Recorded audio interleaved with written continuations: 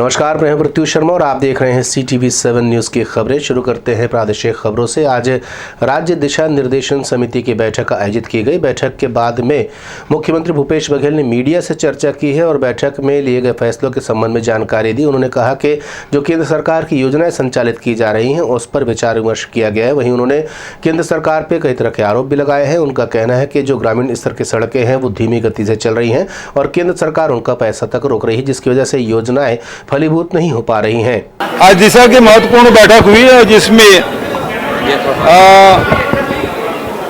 पंचायत मंत्री टी.एस. सिंहदेव जी, सांसद रामविचार नेताम जी, ज्योत्सना महंत जी, अजगेले जी, 3 सांसद उपस्थित थे, विधायकगण भी उपस्थित थे। सारे विभाग के अधिकारी यहाँ उपस्थित थे। केंद्र सरकार की जो योजनाएं हैं वो यहाँ सफलतापूर्वक संचालित हो रही है, उसकी सबकी जानकारी दी गई।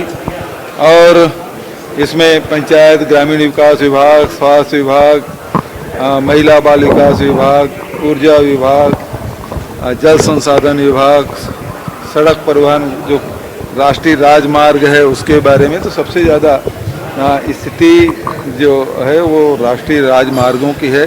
भारत सरकार ने जिन ठेकेदारों को काम दिए थे, या तो बैंक करप्ट हो गए और या सबलेटिंग किए हैं, वो लोग भी काम नहीं कर रहे हैं। तो इस प्रकार से देखें कि छत्तीसगढ़ में जो राष्ट्रीय राजमार्ग है, खासकर जो बिलासपुर से कटघोरा और अंबिकापुर और इधर रायगढ़ से पत्थलगांव कुनकुरी होते हुए, तो ये जो सारी सड़कें हैं वो बिल्कुल बंद पड़ी हुई है। इसके बारे में भी विस्तार से चर्चा हुई और प्रस्ताव यही भेजा जा रहा है कि इन सड़कों को काम को तेजी लाया जाए, क्योंकि NHAI इसको देखती है। तो ये बहुत सारे विषयों पे विस्तार से चर्चा हुई। वहीं ग्रामीण स्तर की सड़कों को लेकर के टी.एस. सिंहदेव का कहना है कि केंद्र की योजनाएं पूरी हो रही हैं और समय रहते उन्हें पूरा कर लिया जाएगा।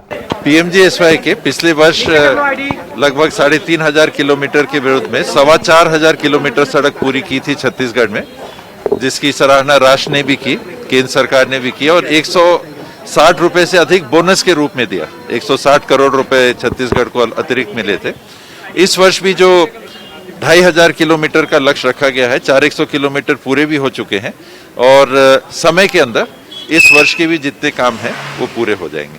बस्तर में अभी भी कुछ ऐसे सड़कें हैं जो जिस पे कार्य चालू नहीं, फोर्स की कमी के चलते। ये सही आप कह रहे हैं कि कुछ 450 किलोमीटर की ऐसी सड़कें थी जिनको कि छोड़ने की बात चल रही थी, लेकिन हम लोगों ने ये चाहा कि इसको छोड़ना नहीं चाहिए और प्रयास करें आखिरी तक। 26, 28, 30 टेंडर हो गए थे और एक भी बिडर नहीं आए थे, लेकिन अभी पहल करने के आधार पे बिड आने लगे हैं उनमें और उम्मीद हम करते हैं कि ये हो जाए। इसमें अड़चन केवल इतनी है कि 31 मार्च तक उनको पूर्ण करना है, तो ये संभव नहीं हो सकता है। तो उसमें हम लोग रिलैक्सेशन भी मांगेंगे केंद्र सरकार से। ये जो काम तो सैंक्शन पुराने थे, 2013 से थे, उस समय किसी कारण से नहीं हो पाए। अब जब हम काम चालू कर पा रहे हैं तो समय हमको दे दीजिए। छत्तीसगढ़ के मुख्यमंत्री भूपेश बघेल का कहना है कि केंद्र सरकार छत्तीसगढ़ राज्य के हिस्से के कई अलग अलग योजनाओं के पैसे रोक रही है, जबकि इस पर पलटवार करते हुए पूर्व मुख्यमंत्री रमन सिंह का कहना है कि ऐसा कुछ भी नहीं है कि राज्य और केंद्र का अंश होता है और केंद्र है वो लगातार, चाहे सेंट्रल एक्साइज की बात करें, जो सेंट्रल एक्साइज ड्यूटी हमारे 3 साल में लगभग 13,000 करोड़ रुपया हमको नहीं दिया है। दूसरा GST का पैसा उसको हमको नहीं दिया है। तो हमारे एक तरफ पैसा रोक रहे हैं, तो उन योजनाओं के लिए पैसा आएगा कहाँ से? तो हमारे पैसा भारत सरकार रोक रही है, इस कारण से सब रुक रहा है। इनको खुद का कोई मतलब नहीं है। हर चीज़ के लिए केंद्र जवाबदार, केंद्र जवाबदार, केंद्र जवाबदार। राज्य सरकार को जो काम करना है उस काम को छोड़कर सिर्फ केंद्र की बात करते हैं। आज छोटे छोटे मुद्दों में सरकार की असफलता दिख रही है। हजारों कर्मचारी बैठे हैं, दिशा कमेटी की बैठक में निर्णय लेना है, जो राशि इनके पास उपलब्ध है उसको दें। कांग्रेस की प्रदेश स्तरीय बैठक अब दुर्ग में होने वाली है, जिसको लेकर के सवाल उठ रहे थे कि मुख्यालय के स्थान पर अब दुर्ग जिले में बैठक रखने का क्या औचित्य है। वहीं इसका जवाब देते हुए मोहन मरकाम का कहना है कि प्रदेश सरकार चाहती है कि बैठकें प्रदेश के विभिन्न हिस्सों में आयोजित की जा सके, ताकि अधिक से अधिक कार्यकर्ता इसमें शामिल हो सकें और पदाधिकारी भी इसमें शामिल हो सके। वहीं उन्होंने बैठक में तैयार की जा रही रणनीति के संबंध में भी पत्रकारों से चर्चा की। नेहरू जी की आधुनिक भारत की सोच और जो विकास, उनका दर्शन के बारे में कार्यकर्ताओं के साथ साथ आम जनों को बताएंगे। 500 की कैपेसिटी है उस हॉल में, तो उसका व्याख्यान होगा। उसके बाद दुर्ग में पहली बार प्रदेश कार्यकारिणी की बैठक हो रही है, जिसमें आगामी जो रणनीतियाँ हैं उस पर चर्चा होगी। खासकर जन जागरण अभियान जो महंगाई को लेकर हम पूरे प्रदेश में 307 ब्लॉकों में एक साथ शुरुआत कर रहे हैं, संगठन ब्लॉक में। और हम माननीय मुख्यमंत्री जी 14 तारीख को भिलाई से हम लोग शुरुआत करेंगे पदयात्रा की, और बाकी नेता जो प्रभारी होंगे अब अलग अलग ब्लॉकों में शुरू करेंगे। तो वृहद रूप में पूरे देश में और छत्तीसगढ़ में महंगाई को लेकर हम जन जागरण अभियान शुरू कर रहे हैं। कार्यकारिणी की बैठक रखने के पीछे क्या होगा? देखिए, दुर्ग में रखने के पीछे एक ही है कि हम अलग अलग जगहों में हमने निर्णय लिया है कि अलग अलग जिलों में अलग अलग हम तैयारी करेंगे। और आने वाले दिनों में संभावित नगरीय निकाय भी संभावित हैं, जो 4 नगर निगम और अन्य नगर पालिका और नगर पंचायत के हैं। तो दुर्ग जिले में 2 नगर निगम के चुनाव है, इसीलिए हमारी तैयारी है, ताकि वहाँ के स्थानीय विधायकों को भी हमने बुलाया है और नई रणनीति के साथ हम सदस्यता अभियान के भी आगे चलेंगे। सहकारिता समिति में काम करने वाले लोग अनिश्चितकालीन हड़ताल पर हैं और धान खरीदी इन पर निर्भर रहती है।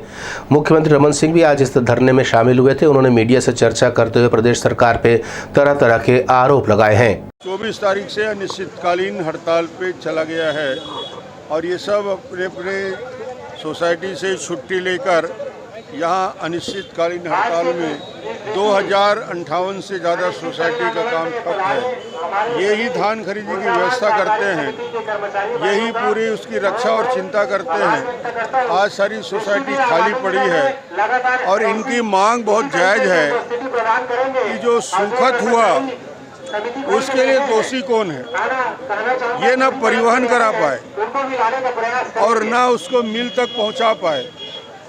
सोसाइटी में खरीदी होती है सोसाइटी में, उसके बाद जैसे वो सोसाइटी फुल हो जाता है, बफर स्टॉक हो जाता है, उसको संग्रहण केंद्र में डाला जाता है और संग्रहण केंद्र से फिर उस धान को मिल को दिया जाता है। इसके लिए डीओ कार्ड के अधिकारी उसको देते हैं। भ्रष्टाचार के वजह से, कमीशन ना मिलने की वजह से धान सड़ता गया। मार्च के एंड तक धान पड़ा है, अप्रैल में पड़ा है, मई में पड़ा है, जून में, जबकि 31 मार्च तक सारे धान का निराकरण होना चाहिए था। नुकसान यदि हुआ है, धान यदि सड़ा है, सूखत यदि बढ़ा है, इसके लिए दोषी है सरकार की नीतियाँ, ना कि सोसाइटी के हमारे प्रबंधक इसके लिए जवाबदार है। और इनके मांग उचित है, उनकी राशि को काटोगे आप।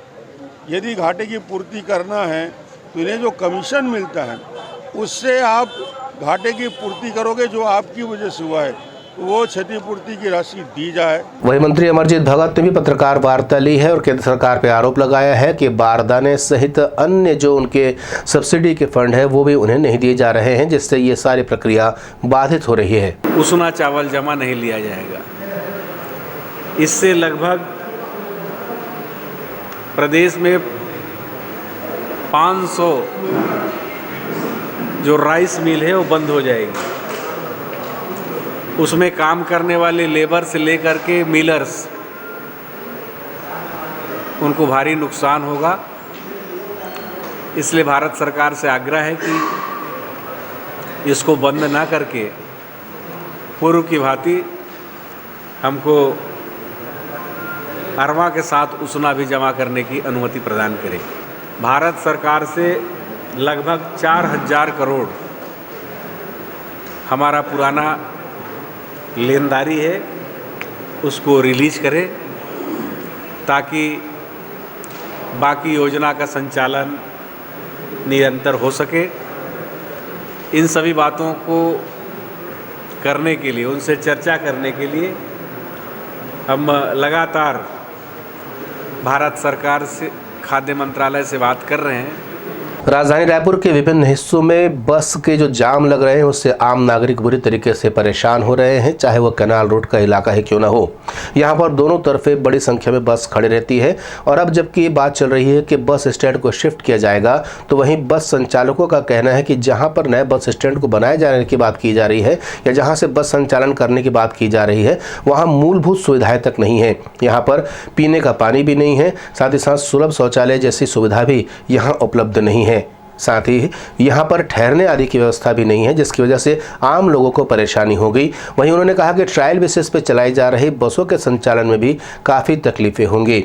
उन्होंने आज इस तमाम बातें कलेक्टर के साथ हुई बैठक के बाद मीडिया से की। इसमें बाकी जो बस स्टैंड शिफ्टिंग के बाद मूलभूत सुविधाओं को देखने के लिए भी कल एक ट्रायल है कि यात्रियों को आगे क्या क्या तकलीफ वहाँ हो सकती है और बस वालों को क्या क्या तकलीफ हो सकती है। जैसे एक बहुत बड़ा मुद्दा आज की डेट में पार्किंग शुल्क है।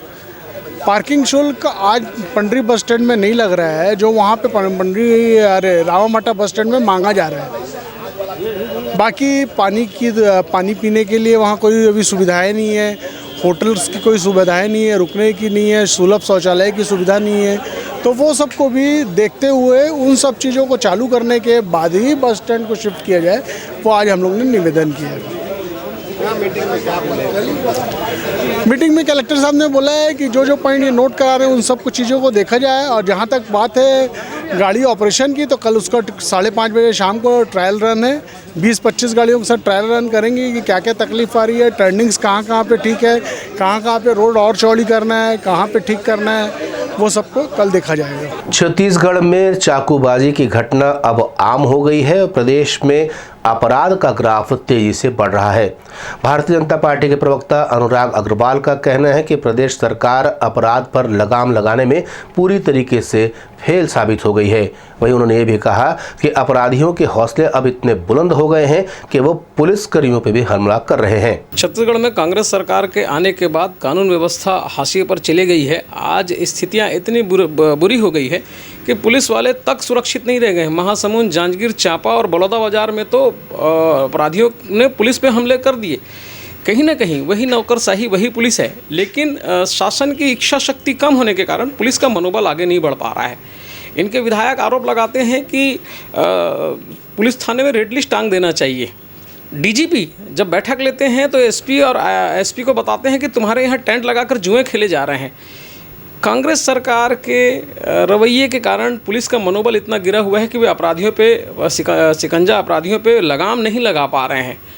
राजधानी में दीपावली के आसपास 3 दिनों के अंदर सूरजपुर में दोहरा हत्याकांड, राजधानी रायपुर में दोहरा हत्याकांड और सरगुजा में हत्याकांड, इतनी सारी घटनाएं कहीं ना कहीं सरकार की नाकामी की ओर इंगित करती। छुरेबाजी, चाकूबाजी, लूटमार तो आम हो गया है।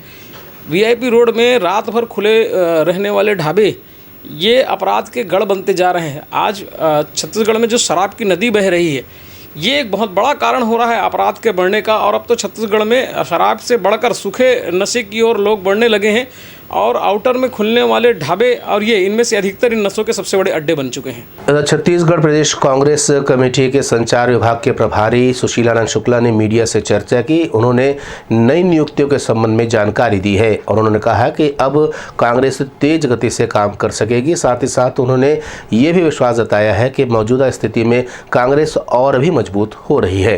प्रदेश कांग्रेस अध्यक्ष श्री मोहन मरकाम के प्रस्ताव पर अखिल भारतीय कांग्रेस कमेटी की अध्यक्षा माननीय श्रीमती सोनिया गांधी जी ने प्रदेश कांग्रेस के कुछ डिपार्टमेंट्स के अध्यक्षों के नामों की स्वीकृति दी है। इसमें श्री राजकुमार आंचल एससी डिपार्टमेंट के चेयरमैन बनाए गए हैं, श्री जनक राम धुर्वे आदिवासी कांग्रेस के अध्यक्ष बनाए गए हैं, श्री देवा देवांगन विधि विभाग के अध्यक्ष बनाए गए हैं, श्री राम विशाल साहू किसान कांग्रेस के अध्यक्ष बनाए गए हैं।